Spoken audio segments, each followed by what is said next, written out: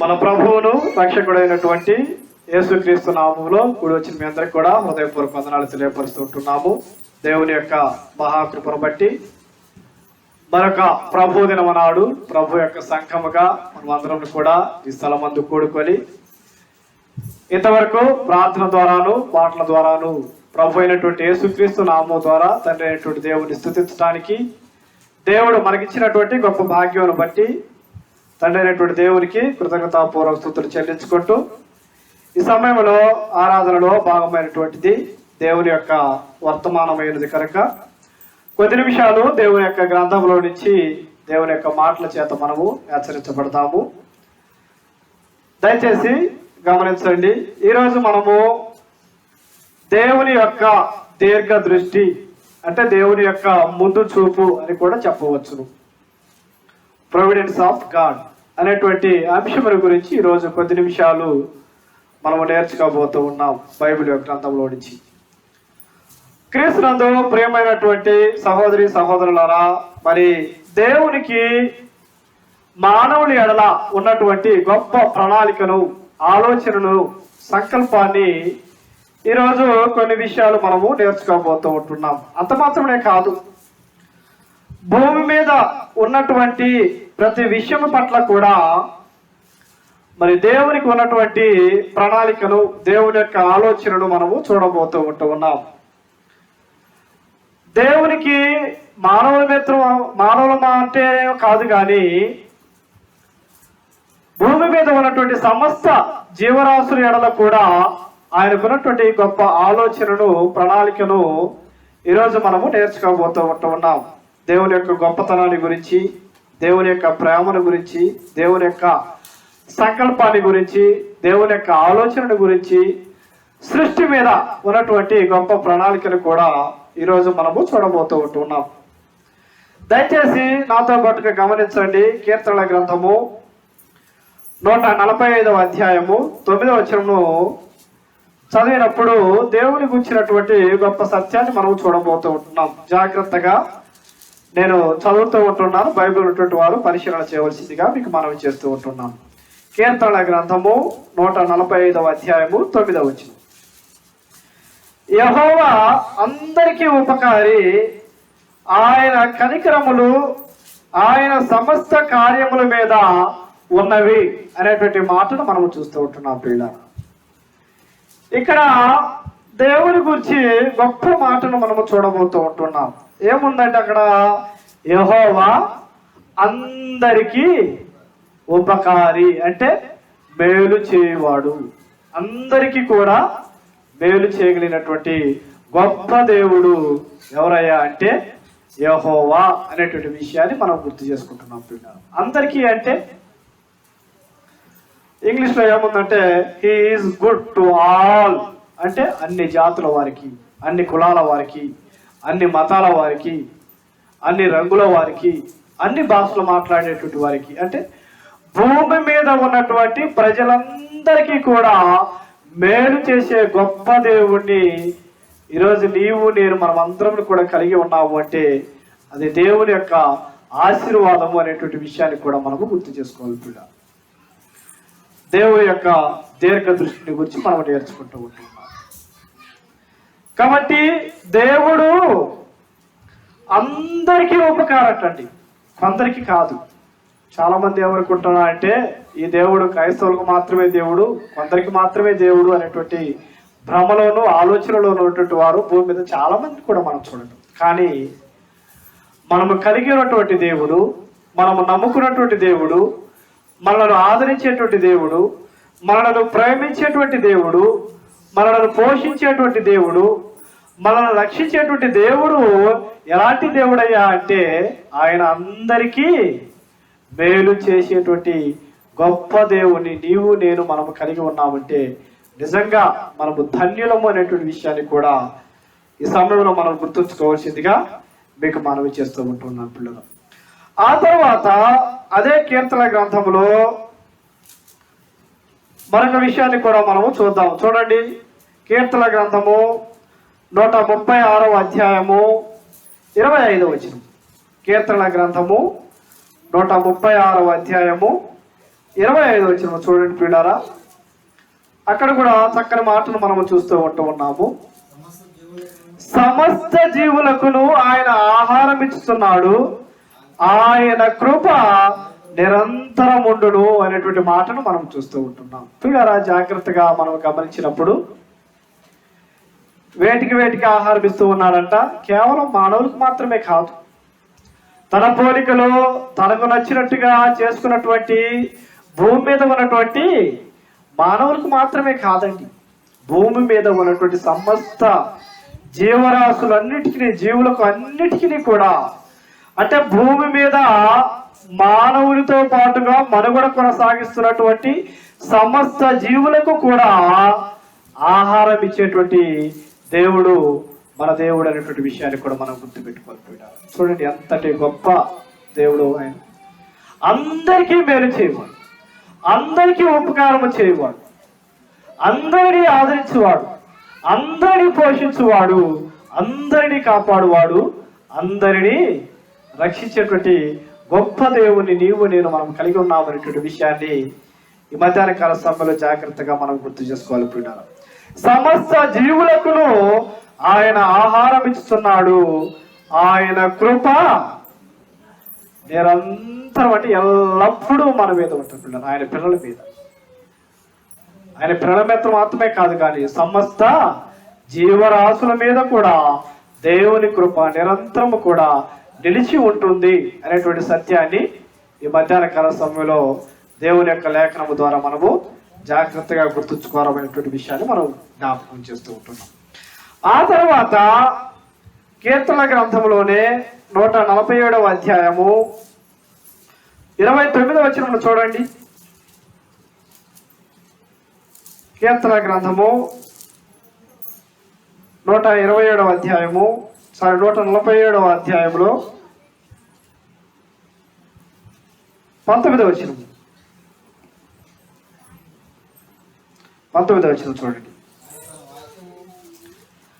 ఆయన తన వాక్యము యాకోబునకు తెలియజేసెను, తన కట్టడలను తన న్యాయ విధులను ఇశ్రాయేలునకు తెలియజేసెను. దేవుడు ఎల్లప్పుడూ కూడా తన వాక్యములను, ఆయన విధులను, ఆయన ఆజ్ఞలను, ఆయనకు సంబంధించినటువంటి విషయాలను, న్యాయ విధులను ఎల్లప్పుడూ కూడా దేవుని యొక్క ప్రజలకు తెలియజేసుకుంటూ వస్తూ ఉన్నాడు. ఆయా కాలములలో ఆయా ప్రజలకు వారు చేయవలసినటువంటి విధులను, వారు జరిగించవలసినటువంటి కార్యములు, వారు చేయవలసినటువంటి పనులను, ప్రతిదానిని కూడా దేవుడు చాలా స్పష్టంగా చక్కగా తెలియపరచుకుంటూ వస్తూ ఉన్నాడు. మానవుని ఎడల దేవుని చిత్తమైతేనేమి, సమస్త జీవరాశుల ఎడల ఆయనకున్నటువంటి సంకల్పం అయితేనేమి, భూమి మీద ఉన్నటువంటి ప్రతి జీవి విషయంలో కూడా దేవుని యొక్క ప్రణాళికను ఆయా సమయంలో ఆయా సందర్భాలలో కూడా దేవుడు తెలియపరచుకుంటూనే వస్తూ ఉన్నాడు అనేటువంటి విషయాన్ని కూడా జాగ్రత్తగా మనం గుర్తు చేసుకోవాలి ప్రియులారా. తర్వాత అక్కడే 9వ వచనం చూడండి. పశువులకును అరచుచుండు పిల్ల కాకులకును ఆయన ఆహారం ఇచ్చువాడు. ఎవరు అనిపిస్తున్నాడంట? మానవులకు ఆహారం ఇస్తూ ఉంటున్నాడు, సమస్త జీవులకు ఆహారం ఇస్తూ ఉన్నాడు. జీవులలో ఉన్నటువంటివి పశువులకు కూడా ఆహారం ఇచ్చేది ఎవరయ్యా అంటే దేవుడు అనేటువంటి విషయాన్ని మనం గుర్తుపెట్టుకోవాలి.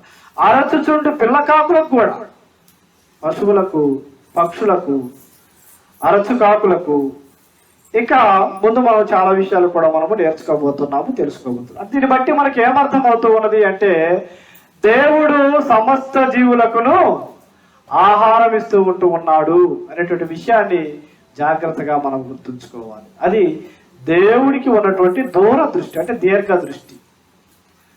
భూమి మీద ఉన్నటువంటి సమస్తమైనటువంటి విషయాల మీద దేవునికి ఉన్నటువంటి ముందు చూపును మనం చూస్తున్నాం. అందుకే ఆయన దేవుడు అందరికీ ఎవరటండి? ఉపకారము చేయువాడు, మేలు చేయువాడు.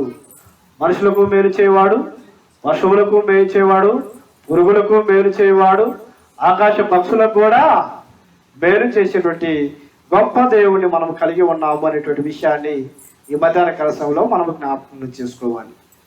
ఆ తర్వాత మరొక విషయాన్ని కూడా మనము జ్ఞాపకం చేసుకున్నట్లయితే చూడండి, నెహెమ్యా గ్రంథము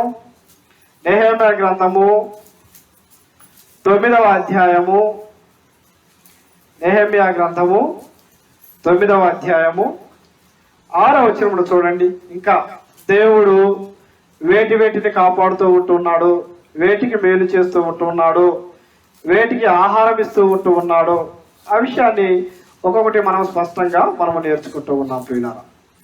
నెహెమ్యా గ్రంథము 9వ అధ్యాయము 6వ వచనం పాత నిబంధనలో పేజీ నంబర్ 407లో ఉంటుంది.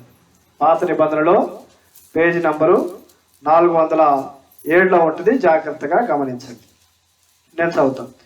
నీవే అద్వితీయుడమైన యెహోవా, నీవే ఆకాశమును మహాకాశములను వాటి సైన్యమును భూమిని దానిలో ఉండునది అంతటిని సముద్రములను వాటిలో ఉండునది అంతటిని సృజించి వాటినన్నిటినీ కాపాడువాడవు. చూసారా, ఆయన వేటిని కాపాడుతూ ఉన్నాడు, వేటికి మేలు చేస్తూ ఉంటున్నాడు. ఆయన ప్రణాళికను గూర్చినటువంటి చక్కని విషయాలను నెహెమ్యా గ్రంథంలో మనం చూస్తూ ఉంటున్నాం. ఎంతటి గొప్ప దేవుడు! చూడండి, నీవే అద్వితీయుడమైన యెహోవా, నీవు తప్ప ఇంకొకరు లేరు, నీవు మాత్రమే అనేటువంటి విషయాన్ని అక్కడ మనం చూస్తూ ఉంటున్నాం. వేటినట చూడండి, నీవే ఆకాశమును కాపాడువాడు దేవుడు, ఆకాశమును పోషించేవాడు దేవుడు, ఆకాశమును అలా ఉండాలని నిర్ణయించిన వాడు దేవుడు.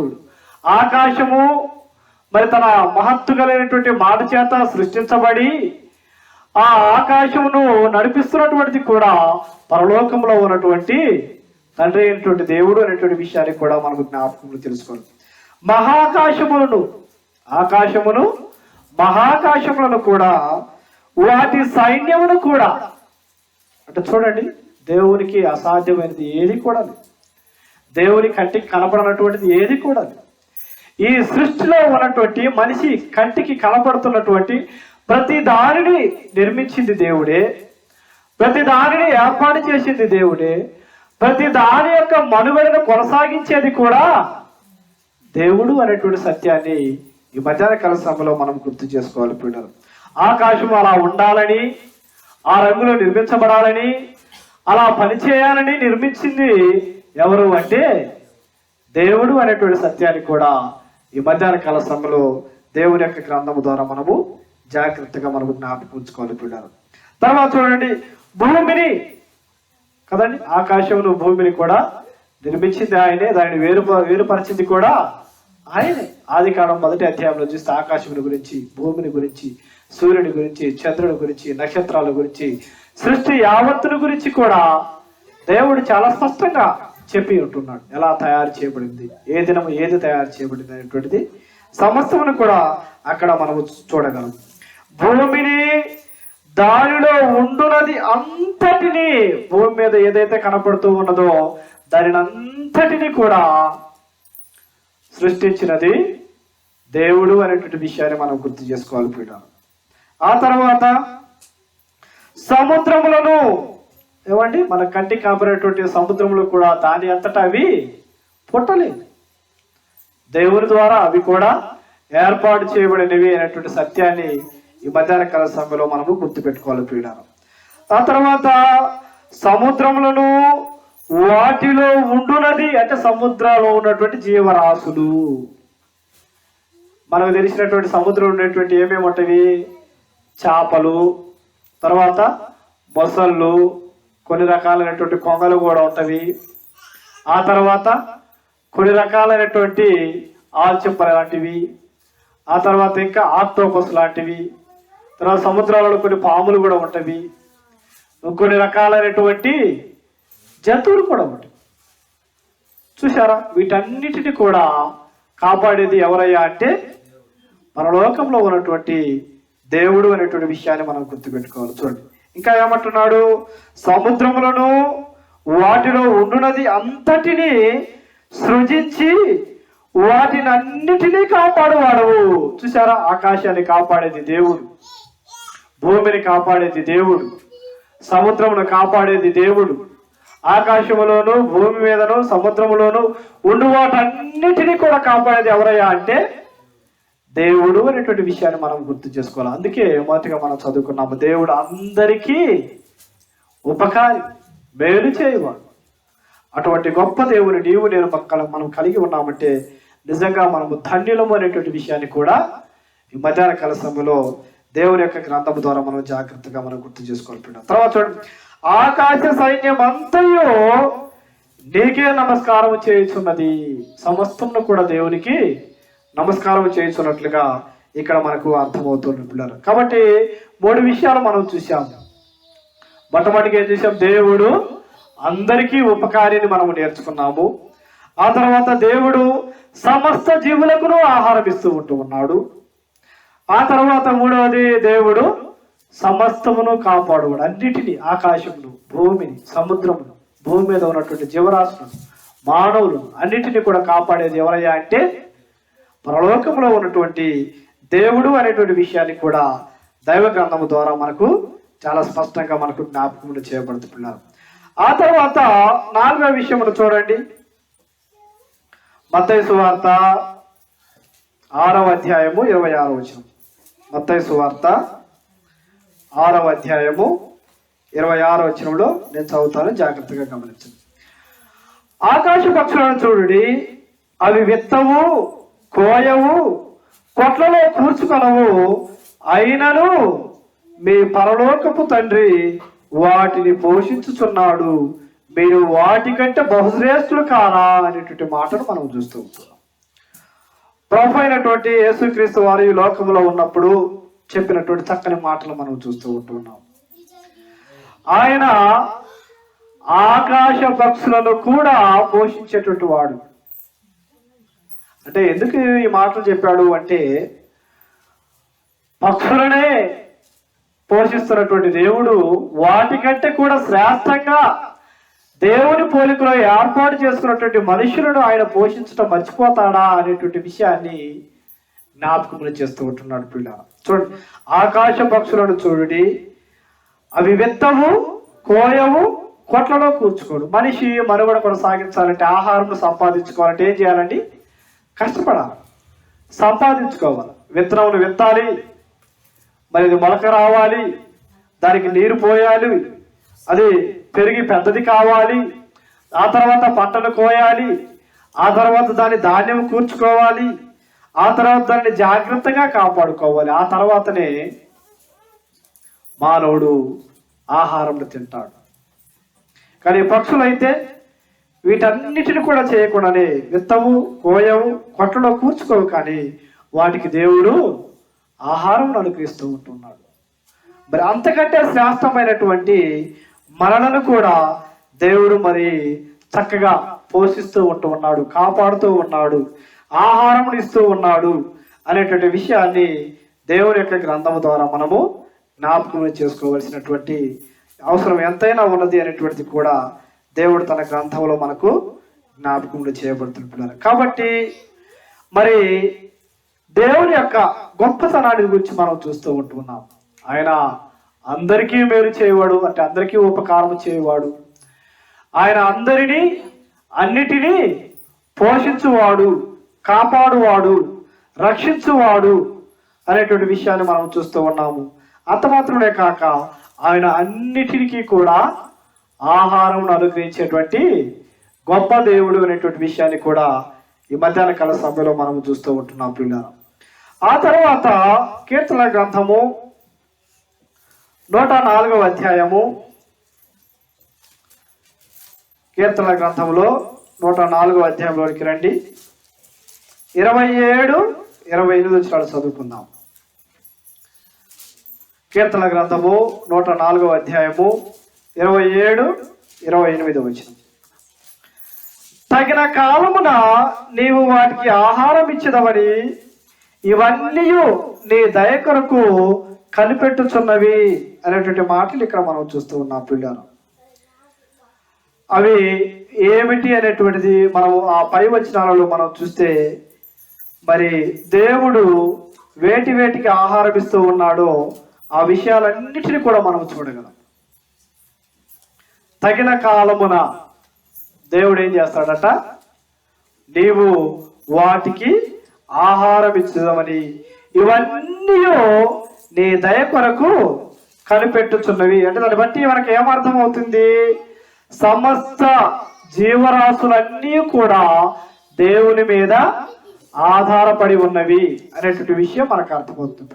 సమస్త జీవరాశులు, భూమి మీద ఉన్నటువంటి సమస్తమును కూడా దేవుని మీద ఆధారపడి మనుగడ కొనసాగిస్తున్నవి అనేటువంటి విషయాన్ని ఇక్కడ మనకు చాలా స్పష్టంగా మనకు అర్థమవుతూ ఉంటుంది. 27వ వచనం చూడండి. 28వ వచనం, నీవు వాటికి పెట్టునది అవి కూర్చుకొనును, నీవు గుప్పిలు విప్పగా అవి మంచి వాటిని తిని తృప్తిపరచబడును అనేటువంటి మాటను అక్కడ మనం చూస్తున్నప్పుడు దీన్ని బట్టి మనకేమర్థమవుతుంది, ఆకాశములోను భూమి మీదను సముద్రములో ఉన్నటువంటి సమస్త జీవరాశులన్నీ కూడా దేవుని మీద ఆధారపడి వాటి మనుగడను కొనసాగిస్తున్నవి అనేటువంటి విషయము మనకు చాలా స్పష్టంగా మనకు అర్థమవుతూ ఉంటుంది పిల్లలు. అవి ఇవేంటివో ఒకసారి మనము ఆ ముందున్నటువంటి విషయాలను బట్టి మనకు అర్థమవుతూ ఉన్నది. చూడండి, ఆ అధ్యాయం అంతా కూడా చదివితే మనకు ఎన్నో విషయాలు మనకు బోధపడుతూ ఉంటుంది. ఒకసారి జ్ఞాపకం చేస్తాను. చూడండి, కీర్తన గ్రంథము 104వ అధ్యాయంలో 1వ వచనం నుంచి మనం చదువుకుంటూ వద్దాం. నా ప్రాణమా యెహోవాను సన్నతించుము, యెహోవా నా దేవా నీవు అధిక ఘనత వహించిన వాడవు, నీవు మహాత్మ్యమును ప్రభావమును ధరించి ఉన్నావు. దేవుని యొక్క గొప్పతనాన్ని ఇక్కడ జ్ఞాపకం చేస్తున్నాడు కీర్తనాకారుడు. ఎలాంటి దేవుడు అట ఆయన?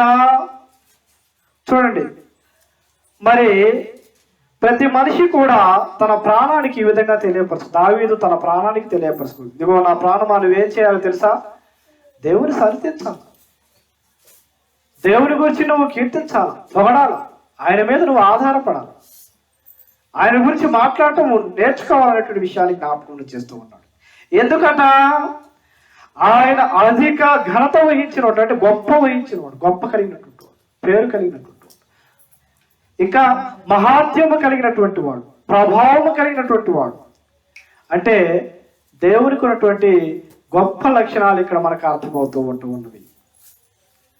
తర్వాత చూడండి 2వ వచనము, వస్త్రము వలె వెలుగును నీవు కప్పుకొని ఉన్నావు, తెరను పరిచినట్టు ఆకాశ విశాలము నీవు పరిచి ఉన్నావు. దేవుని యొక్క గొప్పతనము ఎట్లాంటిదంటే ఆయన వెలుగు అయి ఉన్నారు. మత్తయి సువార్తలో మనం చూడగలం అన్నమాట 5వ అధ్యాయంలో ఆయన లోకమునకు వెలుగై ఉన్నాడు అనేటువంటి విషయాన్ని మనకు అర్థమవుతూ ఉంటుంది.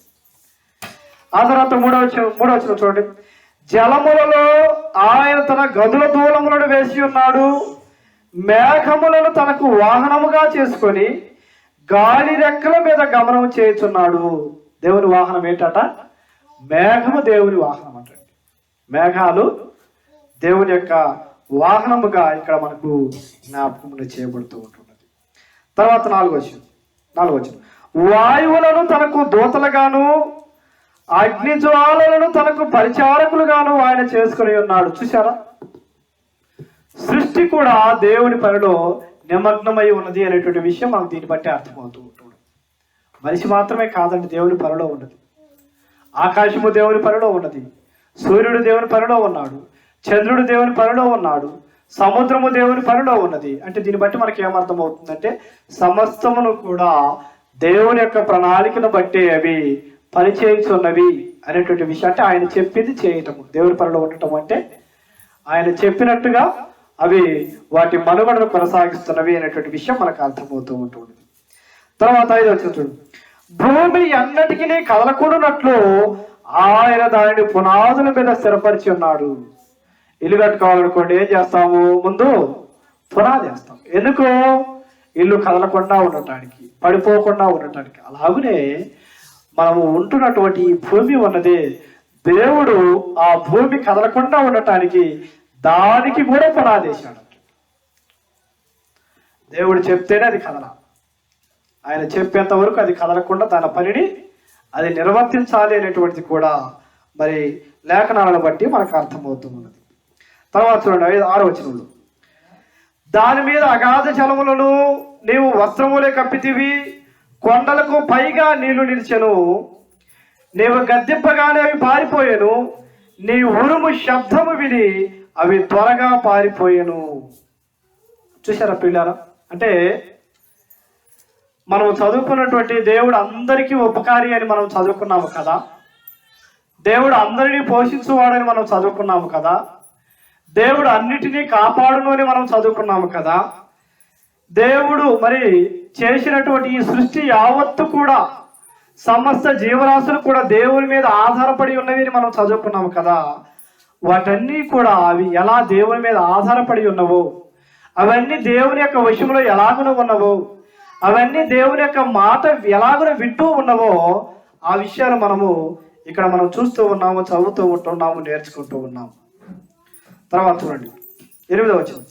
నీవు వాటికి నియమించిన చోటికి పోవుటకై అవి పర్వతములెక్కెను, పల్లములకు దిగెను. దేవుడు ఎక్కడ నిర్ణయిస్తే, దేవుడు ఎక్కడ పని అప్పగిస్తే అవి వాటి పనిని క్రమముగా జరిగిస్తూ ఉన్నవి అనేటువంటి విషయం కూడా మనకు చాలా స్పష్టంగా మనకు అర్థమవుతూ ఉంటున్నారు. తర్వాత చూస్తుంది, అవి మరలి వచ్చి భూమిని కప్పకుండినట్లు అవి దాటలేని సరిహద్దులు నీవు వాటికి నియమించితివి. సమస్తానికి కూడా అంటే ఆకాశానికి, భూమికి, సమస్తమునకు కూడా మరి దేవుడు ఒక నిర్ణయ కాలంలో ఒక సరిహద్దును ఏర్పరిచింది. నీవు అక్కడికి మాత్రమే వెళ్ళాలా, అక్కడ నీ పని చూసుకుని మళ్ళీ ఇక్కడికి రావాలి. దేవుడు చెప్పిన చోటికి వెళ్ళాలా, అక్కడ పని చూసుకోవాలా, మళ్ళా చెప్పినటువంటి చోటికి రావాలి.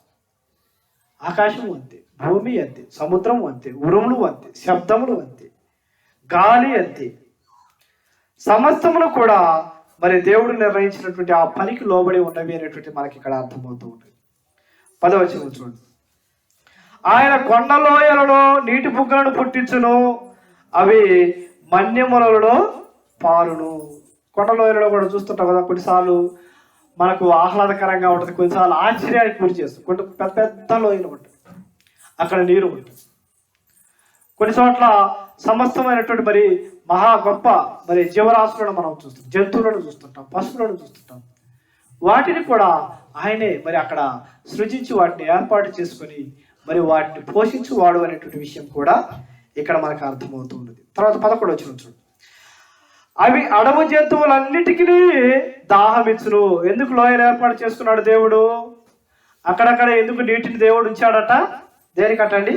అడవి జంతువులు ఉన్నవి చూసారా, వాటికి నీరు దాహమును తీర్చుకోవడానికి దేవుడే ఆ లోయలను ఏర్పాటు చేసి ఉన్నాడు అనేటువంటిది కూడా మనకు అర్థమవుతూ ఉంటుంది. తర్వాత ఇంకా వేటికి, వాటి వలన అడవి గాడిదలు దప్పి తీర్చుకొనను. అడవిలో చాలా ఉంటాయి కదా, మనకు తెలియనటువంటి వాడికి సమస్తమైనటువంటి చాలా జీవరాశులు ఉంటాయి. కొండకు సంబంధించినటువంటి వారికి అంటే అడవి ప్రాంతాలకు వెళ్ళే వారికి తెలుస్తూ ఉంటుంది. దుప్పి అని, జింకలని, లేళ్లని, తర్వాత అడవి జంతువులు ఇవన్నీ కూడా. ఆ తర్వాత సింహాలు, పులులు, ఎలుగుబంట్లు, వీటన్నిటిని కూడా ఆహారం ఇచ్చేది, వాటిని పోషించేది, దాహమును తీర్చేది దేవుడు అనేటువంటి విషయాన్ని కూడా మనం. తర్వాత అడవి గాడిదలకు కూడా. ఆ తర్వాత 12వ వచనం చూడండి. వాటి ఒడ్డున ఆకాశ పక్షులు వాసము చేయును, నివాసం ఉండటం. కొమ్ముల నడుమ అవి సునాదము చేయును. తన గదులలో నుండి ఆయన కొండలకు జలధారలనిచ్చును. నీ క్రియల ఫలము చేత భూమి తృప్తి పొందుతున్నది. క్రీస్తు పిల్లరా, మనం గమనించినప్పుడు సమస్త జీవరాశులు కూడా దేవుని మీద ఆధారపడి ఉన్నవి అనేటువంటి విషయం మనకు అర్థం. ఏమేమి జీవరాశులు, ఏమేమి ఉన్నాయట జీవరాశులు అంటే? మనకి ఏమేమి చదువుతున్నాము, ఏమేమి నేర్చుకున్నాము అంటే, మరి అడవి జంతువులను మనం చూసాము, అడవి గాడిదలను మనం చూసాము, ఆకాశ పక్షులను మనం చూసాము.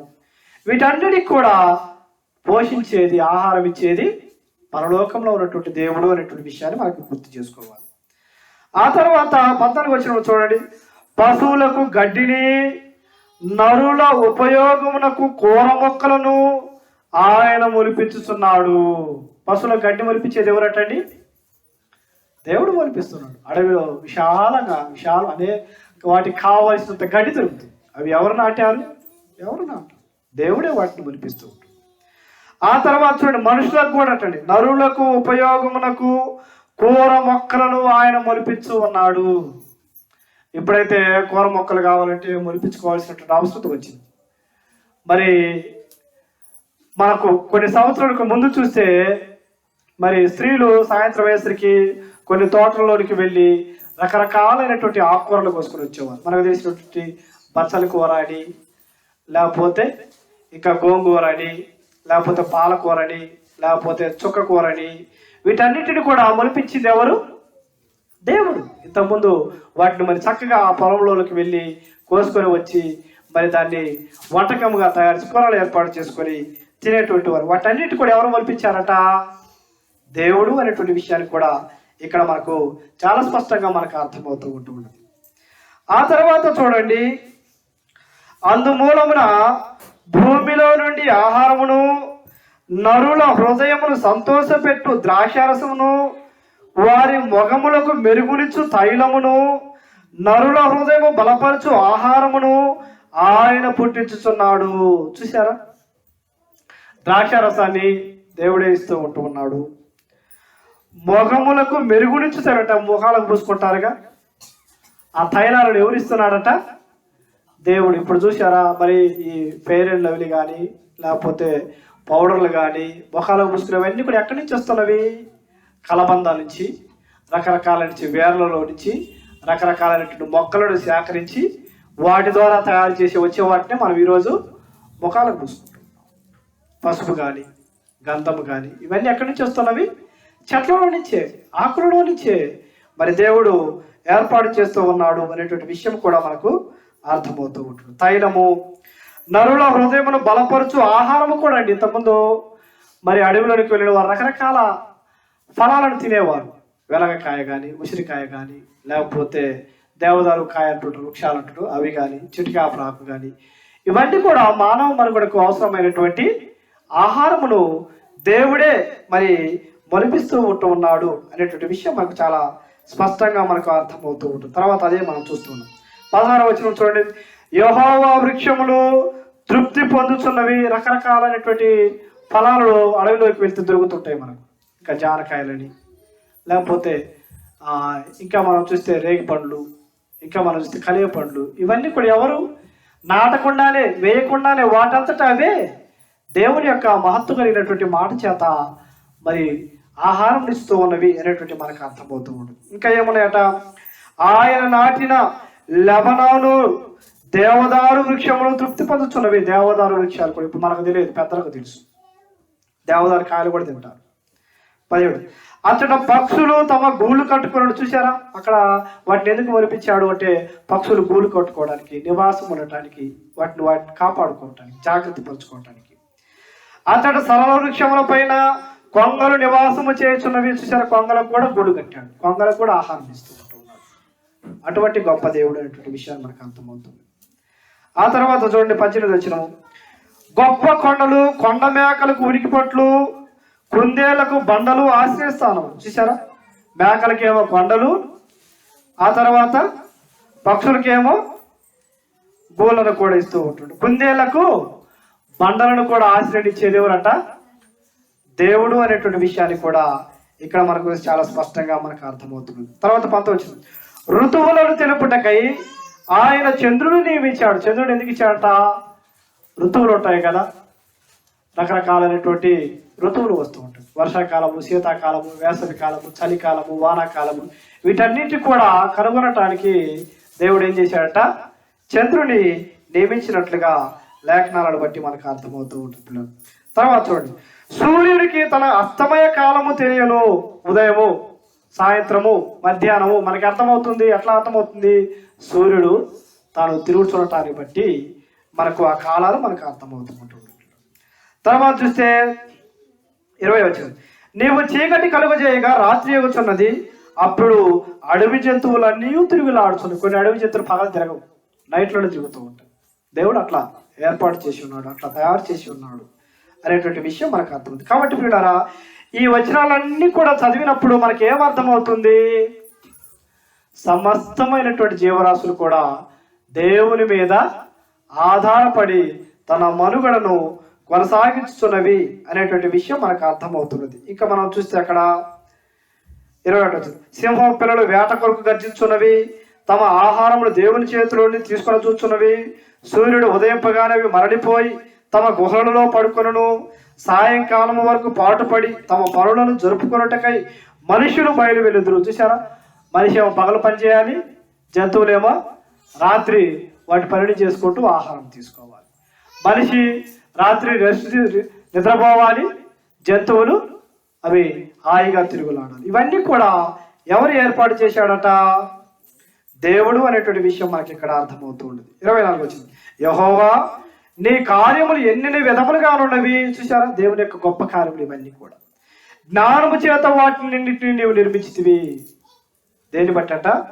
తన మహత్తు కలిగినటువంటి జ్ఞానము చేత దేవుడు వాటన్నిటిని కూడా నిర్మించాడు, ఏర్పాటు చేశాడు, సృష్టించాడు అనేటువంటి మనకు అర్థమవుతూ ఉన్నది. అదిగో విశాలమైన మహాసముద్రము, అందులో లెక్కలేని జలచరములు, దానిలో చిన్నవి పెద్దవి జీవరాశులు ఉన్నవి, అందులో ఓడలు నడుచున్నవి, దానిలో ఆటలాటుకు నీవు నిర్మించిన మకరములు ఉన్నవి. 27 చూశారు. ఇప్పుడు మనం చదువుకున్నవన్నీ కూడా తగిన కాలమున నీవు వాటికి ఆహారం ఇస్తున్నావు. చూసావు పిల్లలారా, దీనిలో ఎవరెవరికి ఆహారం ఇస్తున్నాడా? మనుషులకు, జంతువులకు, పక్షులకు, అడవి తుప్పులకు, జంతువులకు, చాలా సూర్యుడికి, చంద్రుడికి, నక్షత్రములకు, వీటన్నిటి కూడా దేవుడే ఏర్పాటు చేసి ఉన్నాడు. అవన్నీ కూడా దేవుని మీద ఆధారపడి వాటి యొక్క మనుగడను కొనసాగించుతున్నవి అనేటువంటి విషయము మనకు చాలా స్పష్టంగా వీటన్నిటిని బట్టి మనకు అర్థమవుతూ ఉంది. అందుకే దేవుడు అందరికీ ఉపకారి, అందరికీ మేలు చేయవాడు, అందరినీ మరి పోషించువాడు, అన్నిటినీ కాపాడువాడు, అన్నిటినీ రక్షించువాడు, అందరి యొక్క అవసరములు తీర్చగలిగినటువంటి గొప్ప దేవుణ్ణి మనము కలిగి ఉన్నాము అనేటువంటి విషయాన్ని మనకు అర్థమవుతుంది. కాబట్టి మానవుడి యొక్క మనుగడ కొరకు, జంతువుల యొక్క మనుగడ కొరకు, పక్షుల యొక్క మనుగడ కంటే వీటన్ని కూడా భూమి మీద జీవించడానికి దేవుడు ముందుగానే వాటికి కావాల్సినటువంటి సమస్తమును కూడా దేవుడు ఏర్పాటు చేసి ఉన్నాడు అనేటువంటి విషయము మనకు చాలా స్పష్టంగా మనకు అర్థమవుతూ ఉంటుంది పిల్లలు. ఆ తర్వాత ఇంకొక విషయాన్ని కూడా చూపిస్తాను చూడండి. 2 విషయాలు చదువుకొని మనం ముగించుకుందాం. మత్తయి సువార్త 5వ అధ్యాయము 45వ వచనం. ఇంకా దేవుడు ఎంత గొప్ప దేవుడు, ఆయన ఎలా భూమి మీద ఉన్నటువంటి ప్రజలకు మేలు చేస్తూ ఉన్నాడో మనం కొన్ని విషయాలు మనం చూస్తూ ఉంటున్నాం. మత్తయి సువార్త 5వ అధ్యాయము 45వ వచనం. ఆయన చెడ్డవారి మీదను మంచివారి మీదను తన సూర్యుని ఉదయింపజేసి. చూశారా, ఎవరెవరి మీద సూర్యుడు తన వెలుగును ప్రసరింపజేస్తున్నాడు అంటండి? అందరి మీద, మంచివారి మీదను చెడ్డవారి మీదను. చాలా మంది ఏమనుకుంటారంటే దేవుడు నాకే మేలు చేస్తున్నాడు, నన్నే దీవిస్తూ ఉన్నాడు, నన్నే ఆశీర్వదిస్తూ ఉన్నాడు, నన్నే కాపాడుతున్నాడు. కాదు, భూమి మీద ఉన్నటువంటి సమస్తమైనటువంటి వారిని కూడా కాపాడేది, నడిపించేది, పోషించేది, రక్షించేది ఎవరు?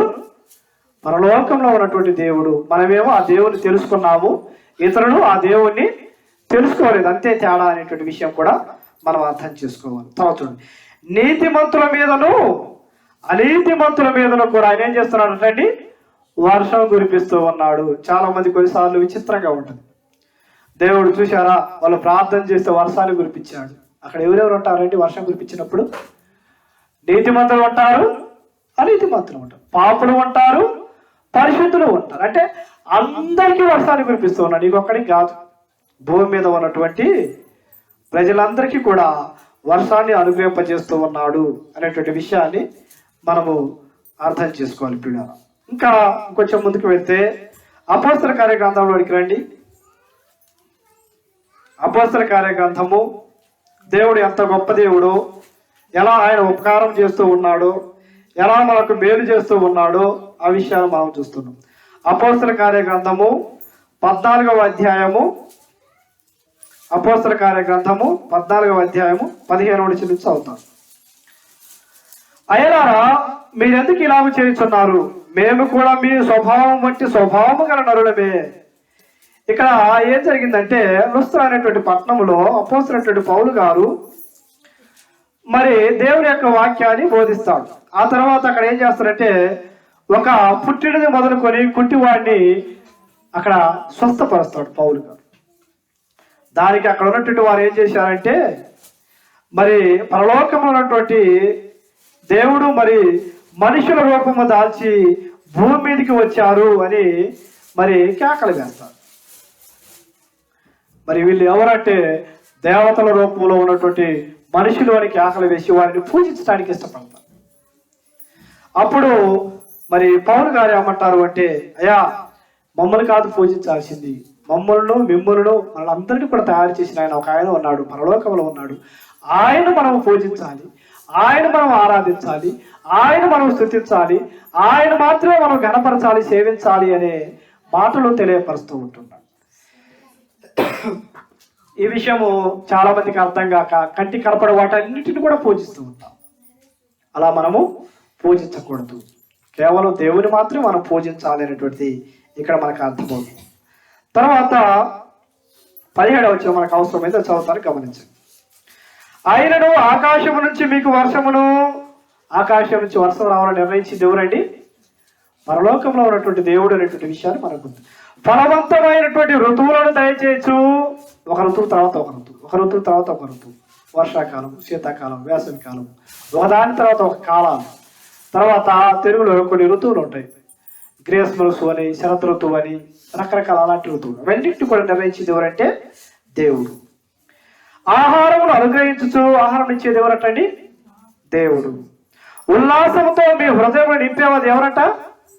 మన హృదయాన్ని సంతృప్తి పరిచేవాడు, సంతోషపరిచేది కూడా దేవుడు అనేటువంటి విషయాన్ని మనం ఉంది.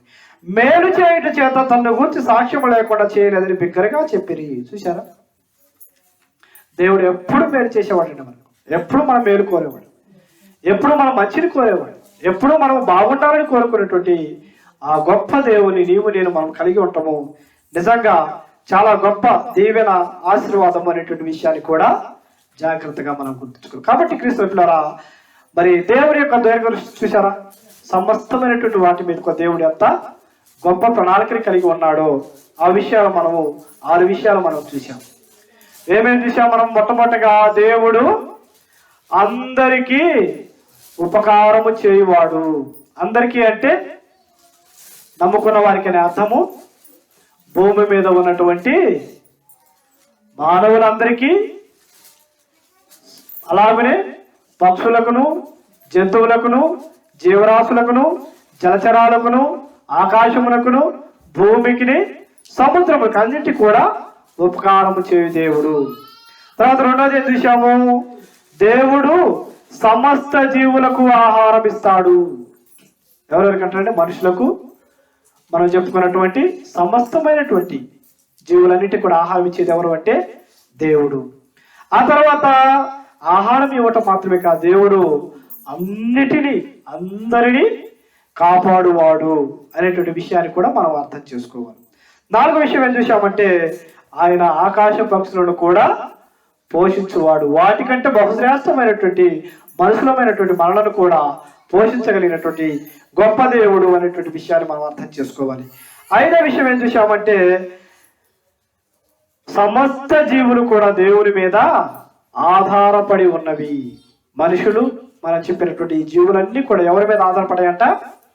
దేవుని మీద ఆధారపడి మనుగడ కొనసాగించున్నవి. ఆ విషయాన్ని మనం గుర్తు చేసుకోవాలి. ఆ తర్వాత చివరికి ఏం చూసామంటే, దేవుడు అందరి మీద తన వర్షమును కురిపింపజేసి ఫలభరితమైనటువంటి ఋతువులను దయచేయువాడు.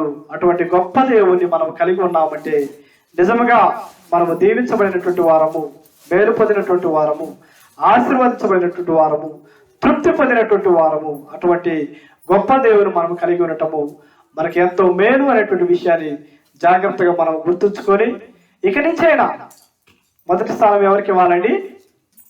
దేవునికి ఇవ్వాలి. మిగతావి తర్వాత.